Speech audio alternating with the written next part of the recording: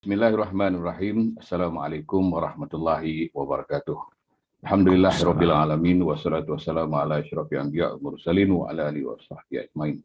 Alhamdulillah, bersyukur kita kepada Allah Subhanahu taala kerana kita dapat kembali ke dalam siri bual bicara bersama Profesor Ajung, yang berbahagia Datuk Dr. Engku Ansaruddin bin Engku Agus yang telah pun dilantik oleh ATMA sebagai Profesor Ajung bagi membicarakan tentang dua perkara, iaitu tentang persilatan dan juga perubatan alam Melayu. Jadi mungkin Bapak boleh berkongsi dengan kita bagaimana Bapak membuat keputusan ya untuk datang ke Malaysia, ya ke bumi yang tercinta ini di Malaysia ini pada akhir tahun 70-an. Ya, kerana saya difahamkan Bapak membawa misi besar, ya, di mana Bapak juga adalah saksi kepada pertemuan antara Datuk Samad Idris yang merupakan Menteri Kebudayaan Belia dan Sukan pada ketika itu, yang berkunjung ke Pagar Ruyung, berkunjung ke Bukit Tinggi bersama dengan mantan Perdana Menteri Malaysia pada ketika itu, ialah Pak Lah ataupun kita sebut sebagai Tun Abdullah Ahmad Badawi. Ya. Beliau juga berada di Pagar Ruyung di Bukit Tinggi bersama dengan Menteri Belia dan Sukan pada ketika itu, dan bertemu dengan beberapa pemimpin masyarakat dan juga guru-guru lah, ya, kita kata sebut sebagai guru-guru silat yang kemudiannya dibawa perguruan itu ke Malaysia.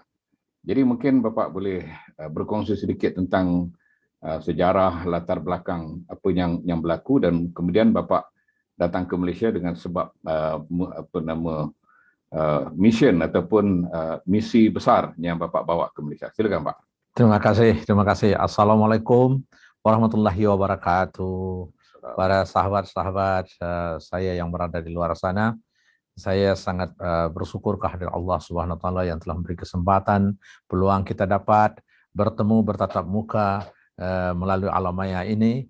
Alhamdulillah, dan saya sangat berterima kasih kepada Profesor Dr. Sofyan dari ATMA yang menjemput saya untuk hadir menyampaikan cerita sejarah peristiwa yang pernah saya lintasi, saya lalui selama ini, yaitu peristiwa lintasan yang berhubungan rapat dengan ilmu kebudayaan tradisional seperti persilatan dan juga ilmu bela diri lainnya. Alhamdulillah, saya dengan jemputan ini, dengan diberikan soalan, pertanyaan, saya akan menyampaikan penjelasan secara terperinci, dan saya berusaha untuk mengingat kembali, mudah-mudahan insya Allah dapat memberikan sebagai toladan, bimbingan atau tuntunan, sebagai pedoman atau merupakan suatu sebagai tunjuk ajar kepada masyarakat yang ingin melakukan penyelidikan dan kajian yang berkaitan dengan kebudayaan tradisional seni yang pernah saya harungi sewaktu saya berdatang untuk bertapa di Malaysia, Kuala Lumpur ini. Alhamdulillah. Saya buka sedikit peristiwa sejarahnya sebelum saya memulai untuk datang, ditugaskan oleh guru saya, yaitu orang tua saya, Bapak Sati Ilyas, Bapak Haji Sati Ilyas, yang mana beliau pernah mengajarkan beberapa pemuka masyarakat, pemimpin yang datang dari Malaysia ke kampung saya di Bukit Tinggi, Sumatera Barat, dan juga berkunjung ke Cipanas, sebagaimana yang sudah disebut oleh Profesor Sofyan tadinya, yaitu seperti Datuk Samad Idris, waktu itu dia Menteri Belia dan Sukan. Kalau saya tidak salah dan silap, beliau berkunjung membawa tim juga ke Cipanas dan terus ke Bukit Tinggi, lebih kurang pada tahun 76 ya, pada tahun 76. Urusan budaya seni mempertahankan diri ini berkembang begitu cepat sekali. Dan saya ditugaskan oleh orang tua saya, guru saya, yaitu Bapak Haji Sati Ilyas. Pada tahun 79 saya pun turun untuk meneliti, melihat, mencari di mana titik saya akan dapat masuk untuk bertemu dengan pemuka-pemuka yang boleh untuk dapat saya bercerita tentang hal ini. Pada tahun 79 saya pun datang, saya kembali dalam 3 bulan saya kembali, saya bercerita kepada Pak Sati. Pak Sati terus menulis pucuk surat yang ditujukan kepada Datuk Samad Idris pada pertengahan 79 atau akhir 79 saya lupa. Diberikan surat itu yaitu bahwa saya sepertinya ditugaskan untuk memberitahu, menyampaikan, meluruskan.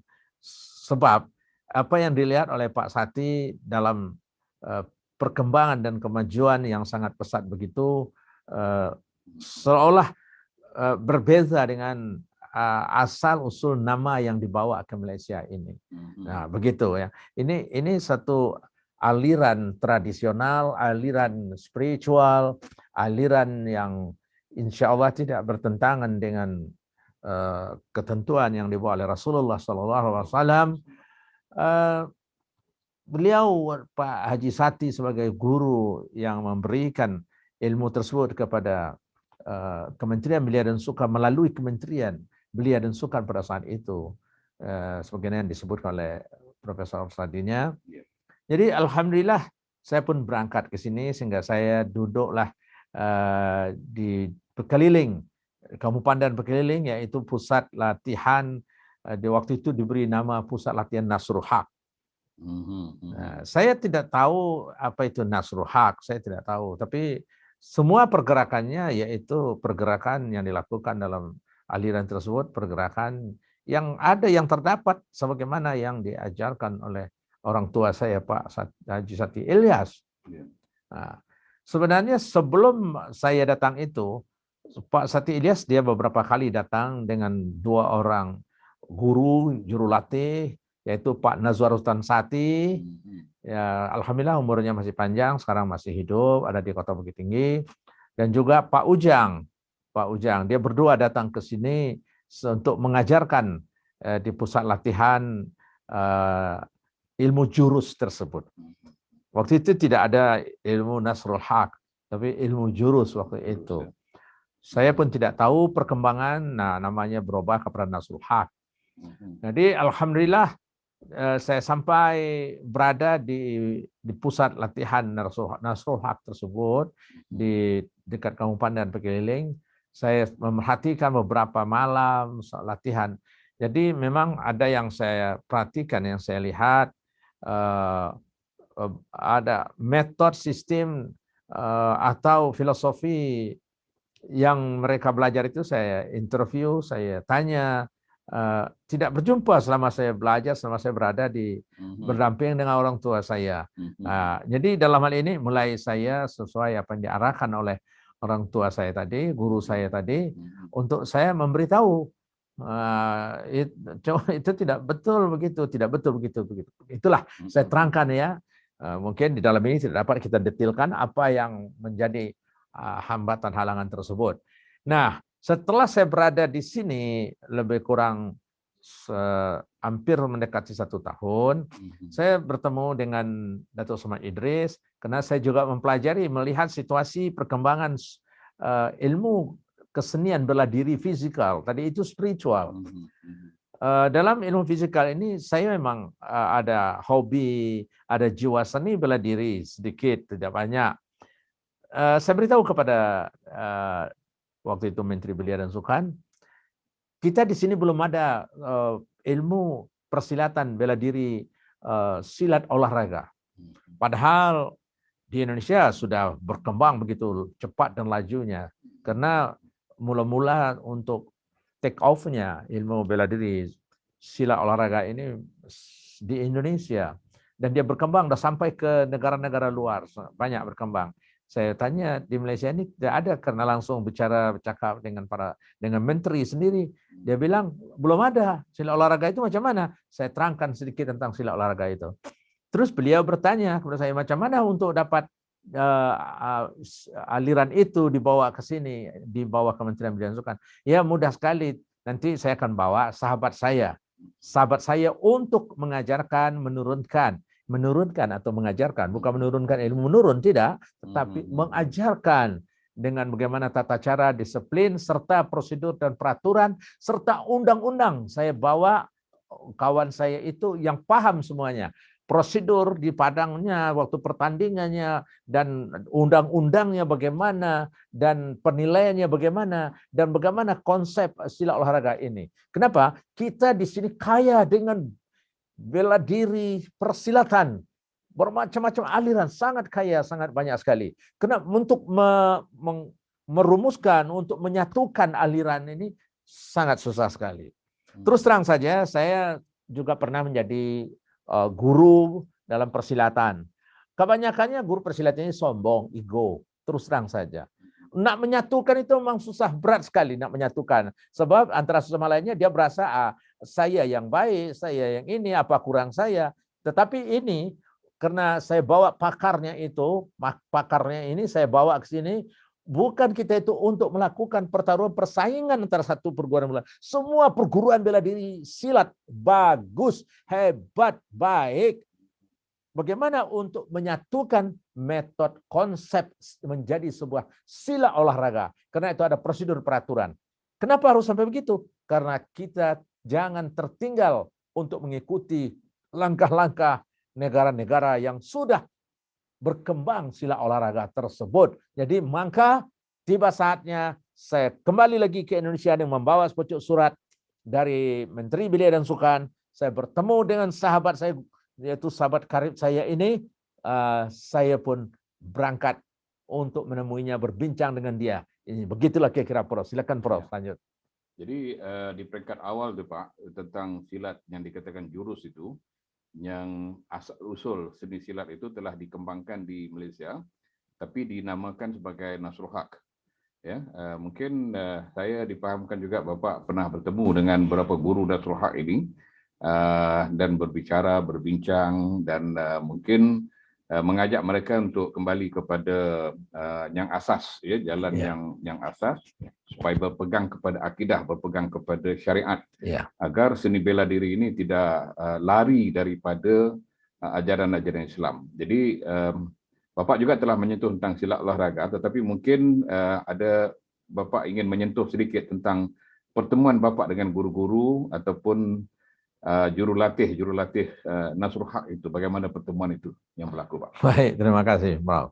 Kita akan terus mungkin agak kritikal dan tajam, tapi namun ini kita ilmiah, kita ini satu kajian, penelitian. Mudah-mudahan saja bagi Anda yang di luar sana memperhatikan pembicaraan saya di Alamaya ini serasi dan sesuai, karena ini adalah ilmu pengetahuan warisan yang jangan kita lupakan. Ya, insya Allah. Jadi dalam hal ini, setelah saya bertemu, saya keliling di Malaysia ini untuk pergi ke perguruan-perguruan tersebut. Di situ nampak bagi saya, kenapa berlaku kepincangan. Oke. Sewaktu saya belajar dengan orang tua saya dahulu, itu dibersihkan dahulu orang-orang yang menuntut, yang belajar tentang ilmu jurus itu. Jurus artinya lurus, meluruskan mata hati dan pikiran kita, hanya mentauhidkan Allah Azza wa Jalla. Itu dia. Terus kenapa boleh berlaku ilmu ini merupakan ilmu seni mempertahankan diri?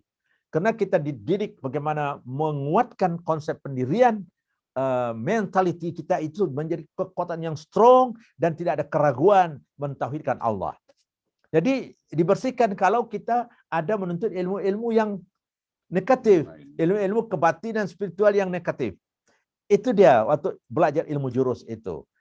Setelah saya keliling di Malaysia, saya bertemu dengan para guru-guru tersebut.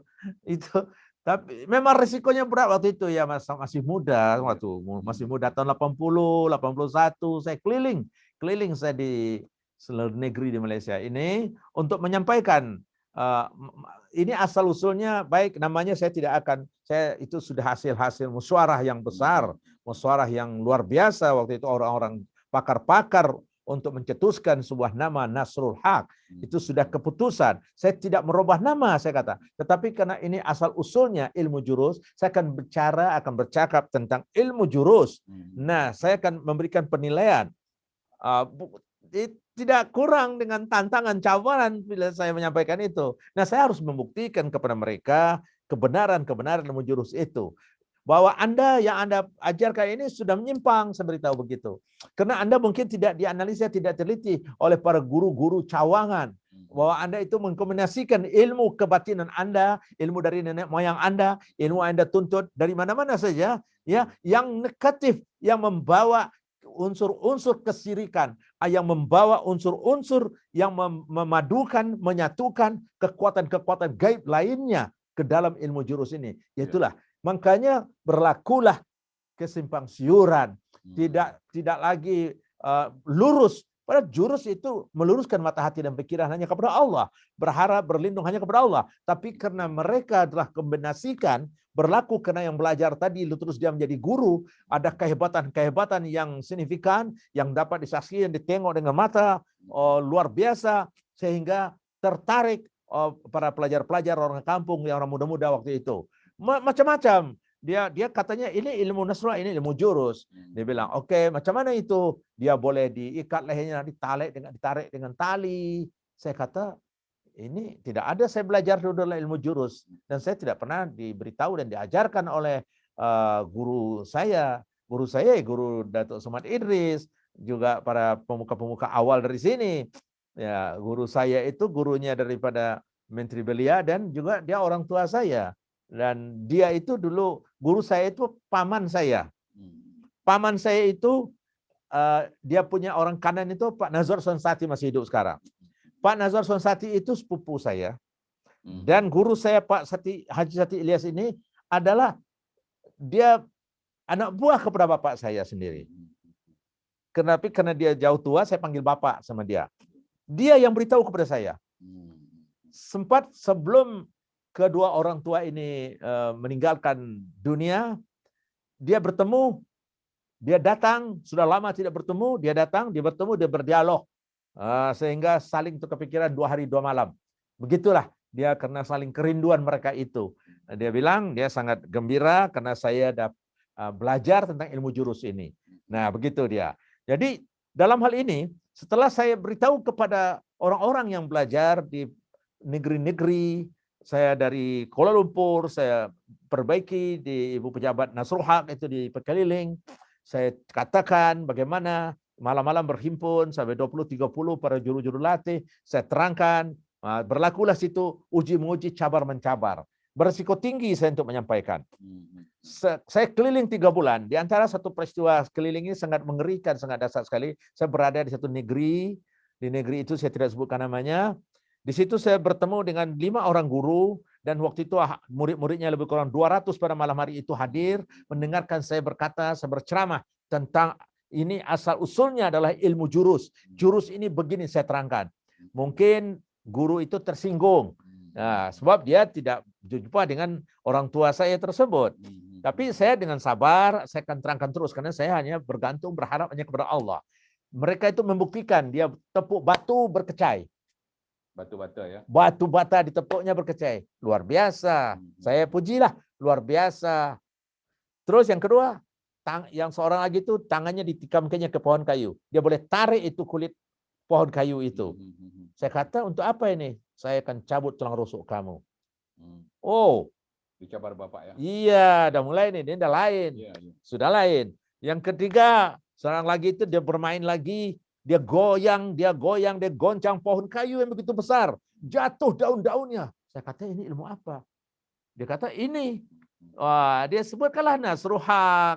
Suatu, saya kata, Anda sudah campur adukkan dengan ilmu kebatinan yang Anda pelajari di luar. Ya mesti kita ilmu kita padukan, katanya. Saya luruskan lagi. Betul, ilmu dipadukan. Tetapi yang tidak keluar daripada Al-Quran dan Sunnah.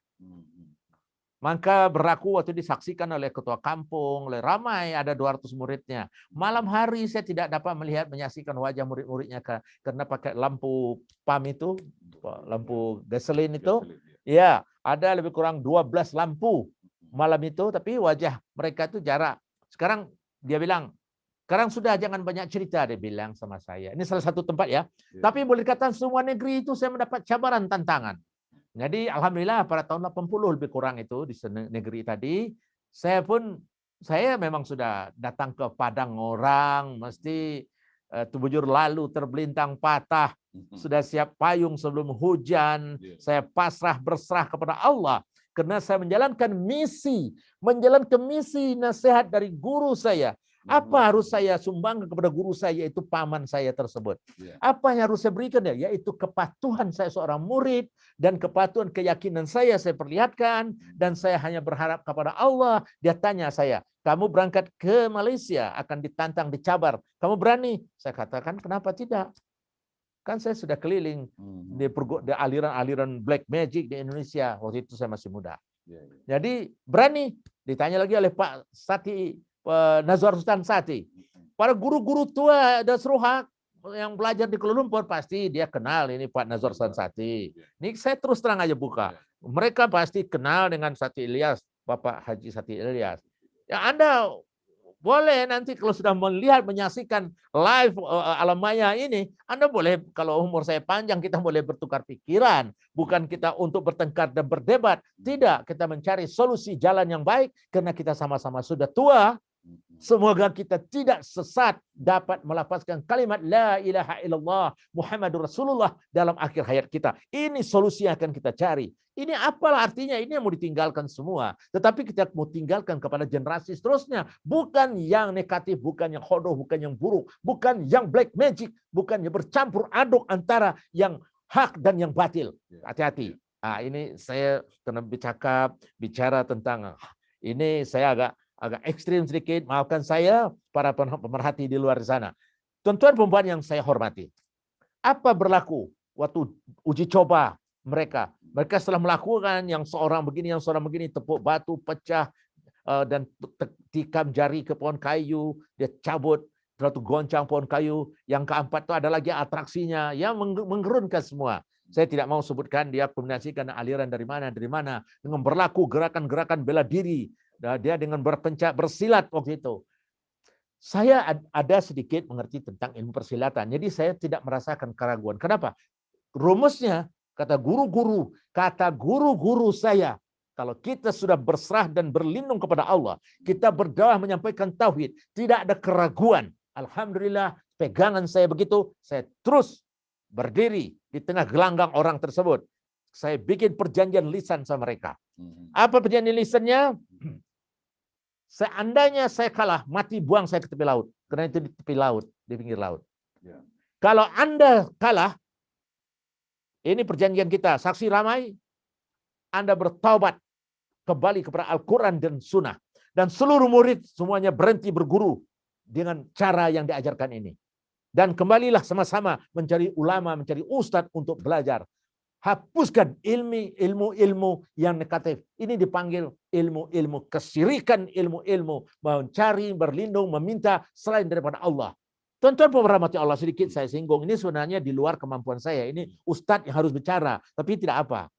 Bahwasanya kita punya Rasul, kita punya Rasulullah Sallallahu Alaihi Wasallam Muhammad sebagai tauladan kita yang mengangkat harkat martabat kata dari lembah yang hina, dari kesirikan kepada yang kebenaran yang hak. Bagaimana kita untuk mentauhidkan Allah. Beliaulah Rasulullah yang cinta dengan umatnya, dia keluarkan kita dari lembah yang hina tersebut.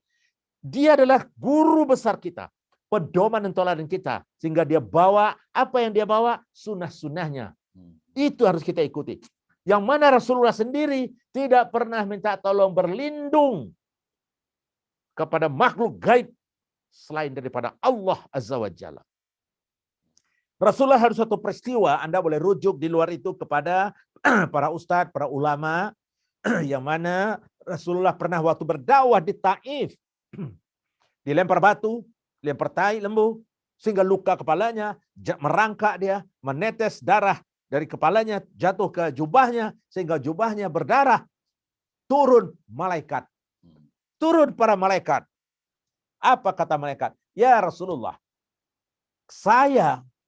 kami ini kuat. Sebelah sayap saya boleh melipat Taif ini hancur. Mati penduduk Taif ini. Yang datang itu malaikat. Bukan makhluk-makhluk yang berkeliaran di dunia ini. Jin, setan, iblis, laknat, terkutuk ya. Rasulullah, Jibril datang memberi perlindungan, pertolongan. Apa kata Rasulullah? Demi Allah, saya tidak akan berlindung minta tolong selain daripada Allah. Kalau Anda ditugaskan Allah, Anda lakukan pekerjaan yang Allah perintahkan. Tapi saya meminta kepada kalian, tidak sama sekali. Coba Anda bayangkan di luar sana. Jibril, malaikat datang, tidak minta tolong Rasulullah kepada dia. Kenapa Rasulullah katakan, cukup bagiku Allah. Tuan-tuan mati Allah. Untuk kepastian ini lagi, buka Al-Quran surat At-Taubah 129. Surat akhir itu At-Taubah. Situ jelas diterangkan itu dalam ayat itu. Allah katakan kepada Muhammad, sampaikan kepada pengikutmu, kepada sahabatmu, kepada umatmu, cukup bagiku Allah. Begitu. Ini adalah ilmu seni, ilmu adalah ilmu tauhid, ini adalah ilmu peninggalan yang ditinggalkan oleh Rasulullah. Bukan ditinggalkan oleh para orang tua-tua kita yang dulu mengambil ilmu-ilmu kesirikan. Dari jin, setan, iblis terkutuk. Kenapa? Saya beritahu begitulah kepada mereka yang berada di tepi pantai tersebut. Kenapa berlindung kepada makhluk gaib selain daripada Allah? Kita ada Rasul, Anda umat Islam semuanya. Oke, seandainya kalah guru kalian, Anda bertobat semuanya. Perjanjian deal. Ketua kampung saksi. Alhasil, pada tahun 80 tersebut, berlakulah uji coba. Dia tanya, kami maju seorang, saya kata maju aja semuanya, ada berapa orang? Waktu itu dia ada 5, yang 1 mundur. Tinggal 4 yang maju. Disinilah letaknya kebenaran. Jurus meluruskan mata hati dan pikiran. Disinilah kebenaran. Ilmu apa yang sudah saya ambil, saya belajar dari orang tua dan para guru-guru saya, ulama-ulama. Ini ilmu kebatinan. Karena batin, kapal batin. Karena tidak dapat dilihat dengan mata panca indera kita. Tapi dapat dirasakan. Ini ilmu spiritual yang benar. Bukan berarti saya berkata, karena umur sudah sekarang hampir 70, bukan saya menyatakan saya hebat. Tidak sama sekali. Saya di sini dijemput oleh Atma, oleh profesor, untuk menyampaikan sedikit pengalaman dan peristiwa tentang ilmu peninggalan, ilmu tamadun, ilmu seni. Ini ilmu seni yang tidak keluar daripada mentauhidkan Allah, Al-Quran dan Sunnah. Tidak keluar daripada koridor yang diajarkan oleh para guru-guru kita, para ulama-ulama. Berlaku peristiwa itu tidak lebih kurang 10 menit. Mereka kalah. Saya tidak beritahu kalahnya macam mana, karena ini sangat ekstrim. Terus saya tanya murid-muridnya, sewaktu dia terkapar merempat itu, saya tanya muridnya, bersedia bertobat? Hapuskan ilmu ini? Semuanya bersedia. Saya obat kembali, saya rawat kembali. Kenapa? Saya pun belajar tentang rawatan, pengobatan, mengusir anak-lanatullah ini. Saya pun belajar. Saya belajar. Ya, saya sampai sekarang sudah lebih kurang 50 tahun lebih saya belajar. Alhamdulillah. Tetap saya memandu diri saya ini agar jangan keluar daripada mentauhidkan Allah. Itu dia salah satu tempat yang paling ekstrim saya dicabar, ditantang. Dan negeri-negeri lainnya banyak, seluruh Malaysia. Saya kembali kepada orang tua guru saya ceritakan peristiwa. Wah, bagus, kamu sudah jalankan tugas kamu. Kamu tidak luka, tidak? Saya kata tidak. Kan sekarang saya berada di depan Pak Guru. Nah, Pak Nazar Sonsati pun tanya, kamu tidak apa-apa? Tidak ada apa-apa. Dia beritahu, saya pun pernah dicabar oleh pakar taekwondo waktu itu. Pak Nazar Sonsati ini, dia punya ilmu bela diri silat yang cukup hebat, cukup handal. Dia salah seorang guru saya, guru spiritual, dia salah seorang guru saya, guru bela diri. Dia hadapi, kalah fisikal. Iya, setelah itu orang itu pun belajar ilmu jurus sama-sama di tempat pusat latihan. Kalau tak silap saya waktu itu masih di belakang rumah Datuk Samad Idris di di mana di Kuala Lumpur itu. Ya, saya lupa alamatnya. Jadi tuan-tuan dan rahmati Allah, begitulah ilmu seni. Ilmu seni yang mentauhidkan Allah solid, tidak pergi kita keluar daripada kepada meminta kepada yang gaib selain daripada Allah. Kalau kita sudah pasrah berserah, solid, tidak ada keraguan. Insya Allah. Ini yang kita cari. Nah, bagaimana pula setelah itu saya buat surat ke Indonesia. Saya datang lagi, saya bawa guru bela diri tersebut yang pakar silat fisikal, silat olahraga, dia sebagai penuntun pembimbing, dan dia mengerti undang-undang tentang persilatan olahraga, dan dia memang orang kenamaan. Saya bawa dia ke Kuala Lumpur, saya pertemukan dengan Menteri Belia dan Sukan. Menteri Belia dan Sukan sempat bertanya, kenapa tidak guru muda saja yang mengajar? Saya bilang, saya tidak berapa pandai untuk mengajarkan silat olahraga ini. Ya, jadi inilah orangnya. Nah, apa pula yang berlaku? Pasti banyak cabaran tantangan. Karena saya selalu berdialog setiap minggu, kami bertemu di Kampung Baru dekat Pasar Minggu, berdialog kita dengan guru tersebut. Siapa nama guru tersebut? Bagi Anda guru-guru tua persilatan yang mengenal silat olahraga, Anda pasti ingat siapa orangnya. Saya yang membawa ilmu silat olahraga ke Malaysia. Saya yang bawa. Dengan surat diberikan oleh Menteri Belia dan Sukan, saya bawa kawan saya ini. Tapi bukan saya yang mengajar, saya suruh kawan saya ini mengajar. Siapa dia? Master Gundono. Saya ulangi lagi, Master Gundono. Beliau masih hidup, berada sekarang di Jawa Timur. Alhamdulillah, itulah berkembang silat olahraga. Dalam masa 1 tahun, silat olahraga Malaysia sempat mendapat naib Johan internasional. Sampai 1 orang, 2 orang, peringkat, sampai kita dapat menguasai dunia. Salah seorang daripada murid saya, Master Rozaidi, dia sempat 3 kali juara dunia dalam ilmu persilatan olahraga.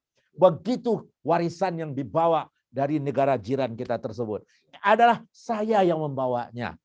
Terima kasih kepada tuan-tuan yang mendengarkan. Semoga kita sambung apa sekarang lanjutan daripada Profesor Sofyan. Terima kasih Pak. Jadi kita boleh memahami apa yang berlaku beberapa puluh tahun yang lalu di mana Nasrul Haq ini wujud, dinamakan Nasrul Haq itu di Malaysia, tapi bukan ilmu asal ya daripada Sumatera, daripada Pagaruyung ya, tetapi ilmu yang disampaikan itu ialah ilmu jurus. Ya, jurus itu artinya meluruskan mata hati hanya kepada Allah Subhanahu Wa Taala dan tidak ada pendamping ya, tidak ada makhluk jin yang disuruh masuk dalam badan untuk ya membela diri kita, membantu diri kita, melindung diri kita daripada bertempur dengan musuh. Jadi beberapa tahun selepas Nasrul Haq ditubuhkan, Pusat Islam telah mengharamkan pertubuhan ini kerana ada unsur-unsur yang membawa kepada persoalan-persoalan syirik. Ya, di sanalah yang Pak Engku telah beritahu ada cantuman atau tambahan ilmu lokal yang digabungkan dengan ilmu yang asal, yang akhirnya telah membawa kepada perkara-perkara syirik. Ya, dan saya sendiri alhamdulillah pernah bertemu dengan Pak Nazwar yang Sati, bapa sendiri yang bawa saya kerana saya ingin mencari guru tersebut ya untuk memahami tentang konsep jurus itu. Jadi pada asasnya mudah saja. Kalau jurus itu dikatakan menggunakan tangan, maka kalau kita iktikad dalam hati, kepercayaan kita ke dalam hati bahawa tangan itulah yang memberi kuasa ke atas sesuatu, maka dia boleh jadi syirik. Ya? Kerana kalau orang tidak ada tangan, dia tidak boleh jurus. Jadi konsep jurus itu sebenarnya di dalam sini, ya, mata hati kita dengan Allah SWT, pergantungan hanya dengan Allah Ta'ala. Dan ini satu ilmu spiritual yang cukup baik untuk kita mendalami, dan Pak Engku telah pun menyampaikan penjelasan yang cukup baik bagi kita untuk memahami, kerana tidak ada dokumen yang menerangkan hal ini, tetapi sebagai orang yang terlibat langsung dengan ilmu jurus, dengan apa yang berlaku beberapa tahun dulu ya di negara kita. Dan kemudiannya Bapak telah pun menjelaskan tentang silat olahraga, ya, itulah Pak Gundono yang telah dibawa ke sini, dan kemudiannya Malaysia telah terlibat dalam ini, dalam silat olahraga, telah menjadi Johan ya, Wak Zaidi ya. Jadi mungkin penutupnya Pak ya, bagaimana Bapak melihat sedikit tentang persilatan ini yang tadi dikatakan fizikal tadi ya, dan dicantum dengan spiritual Pak ya. Mungkin sebagai penutup mungkin Bapak boleh bagi nasihat ya, panduan kepada kita bagaimana kita memelihara soal spiritual akidah itu supaya tidak lari dari amalan-amalan yang mungkin menyeleweng dari ajaran Islam dalam persilatan itu. Baik, terima kasih Prof. Oke, saya akan coba sedikit mengambil, mungkin banyak yang pakar di luar, banyak yang arif, yang bijaksana, yang lebih tahu. Maafkan saya terlebih dahulu. Saya tidak mengambil alih kepakaran Anda sama sekali. Sekali lagi, saya minta maaf pada tuan-tuan komponen di luar sana. Bagaimana kita untuk mengokohkan, menguatkan keyakinan para generasi muda seterusnya? Bahwasanya ilmu bela diri silat ini sangat bagus sekali. Saya membuat kajian di Sumatera Barat. Di Sumatera Barat, anak-anak muda setelah dia belajar mengaji, setelah dia siang belajar di sekolah, setelah itu dia belajar mengaji, setelah itu turun dia ke bawah musala masjid, setelah itu belajar silat. Dari kecil sudah dididik dengan silat, yaitu mempelajari seni ketangkasan. Artinya kita mendekatkan diri kepada Allah setelah belajar pengajian, sudah itu belajar fisikal. Hubungan kita dengan Allah dan hubungan kita dengan manusia. Artinya ilmu persilatan ini bagaimana untuk menciptakan lebih kokohnya lagi pendekatan kita silaturahmi, silaturahim. Silat itu adalah hubungan komunikasi silaturahmi antara kita dengan sebelah dengan jiran sebelah. Sebelah sana ada juga ilmu bela diri, kita rapatkan. Itulah yang berlaku di dalam menyatukan, Master Gondono menyatukan seluruh guru-guru silat yang ada di Malaysia ini, mengirimkan murid-muridnya yang terbaik untuk dibina, dibentuk, prinsip dan peribadiannya, kejujurannya, karena ini olahraga. Olahraga adalah sukan. Sukan adalah menunjukkan, perlihatkan kejujuran, sportivitas. Olahraga, sukan bukan untuk dendam, bukan mempergunakan ilmu-ilmu spiritual, tetapi bagaimana mempergunakan kepintaran, kecerdasan otak, kemantapan hati dan pikiran kita dikombinasikan dengan kekuatan fisikal kita. Bagaimana kita mengolah diri kita, ketangkasan kita. Bagaimana kita mengkaji yang kita dapat dari negeri sana, dicantumkan gerakan-gerakan tersebut. Sehingga melahirkan konsep-konsep pergerakan-pergerakan dan tepisan-tepisan, tangkisan-tangkisan, pukulan-pukulan, tendangan-tendangan, kelicikan, relakan, tepis kiri, melangkah kiri, melangkah kanan. Ini adalah gabungan daripada bermacam-macam aliran yang menjadi silat. Silat adalah hubungan, merapatkan antara perguruan-perguruan itu. Ini dia, bukan untuk kita bertempur, berkelahi, bergaduh, untuk ego dan sombong. Siapa saya? Saya pakar silat. Tidak ada begitu. Saya ada sedikit dulu mengajar tentang silat. Saya sangat marah kalau murid saya bergaduh. Saya cukup marah kepada murid saya. Kamu saya ajar itu untuk merapatkan diri kamu dengan jiran tetangga. Untuk merapatkan diri kamu dengan masyarakat. Tunjukkanlah akhlak kita. Akhlak yang diajarkan Rasulullah itulah yang sebenarnya. Nah ini ilmu bela diri ini ada yang bertanya, ini untuk apa? Seandainya sebelum hujan siap payung, terbujur lalu terbelintang patah, Anda tidak mencari lawan, tidak mencari musuh. Dia datang, Anda jangan elak, jangan lari. Disitulah konsep kita bagaimana berdiri kukuh dengan kalimat tauhid. Seandainya aku mati, ya Allah matikan dalam keadaan melafazkan la ilaha illallah Muhammad Rasul. Ini ilmu mempertahankan diri. Pasrah kepada Allah dan siap kita menghadapi peristiwa dan kejadian. Itu yang kita pelajari seni-seni gerakan tadi. Dan malahan seni gerakan ini boleh dilahirkan membentuk kekuatan, kesehatan, dalaman, fisikal dan dalaman. Ini mungkin nanti akan dapat kita olah lagi dalam bahasa-bahasa seterusnya. Ini dia. Jadi ilmu bela diri silat ini sangat bagus diteruskan. Saya sangat bersyukur kepada Allah dapat berkembang terus. Tuan-tuan pemerhati Allah. Saya didik anak-anak murid saya lebih kurang 6 bulan. Ada pertandingan bela diri terbuka. Free for all. Sign agreement, tidak ada tuntutan berlaku cedera atau apa-apa pada diri kita. Saya masukkan anak-anak murid saya waktu itu umurnya 18 tahun. Maksimum 19 tahun. Karena perjanjian dengan Anda saya ajar, Anda harus bertanding nanti kalau ada pertandingan untuk membuktikan apa yang sudah saya ajarkan ini. Alhamdulillah mereka naik Johan. Dipanggil pertandingan bela diri freestyle. Peringkat Asia. Internasional itu. Pesertanya ada dari India, dari Filipina, ada China, ada Thailand, ada dari Amerika, semuanya berhimpun. Murid saya umur 17-18, kecil-kecil sama dengan saya orangnya. Begitulah sedikit penerang untuk keyakinan bahwa silat ini bagus untuk meningkatkan kualitas kesehatan dan prestasi hubungan kita di tengah masyarakat. Wallahu alam. Alhamdulillah, syukur kita kepada Allah SWT di atas kupasan, perkongsian apa yang disampaikan oleh Pak Engku, Profesor Ajung di Institut Alam dan Tamadun Melayu. InsyaAllah kita akan bertemu lagi dalam siri di mana kita akan bicarakan tentang silat dan juga kesihatan dan silat dan juga perubatan. Jadi sama-sama tuan-tuan dan puan-puan sekalian, klik like, klik share dan klik subscribe ya pada video ini, dan insya-Allah kita akan bertemu pada masa akan datang. Dari saya sudahi dengan wabillahi taufiq wa hidayah. Wassalamualaikum warahmatullahi wabarakatuh.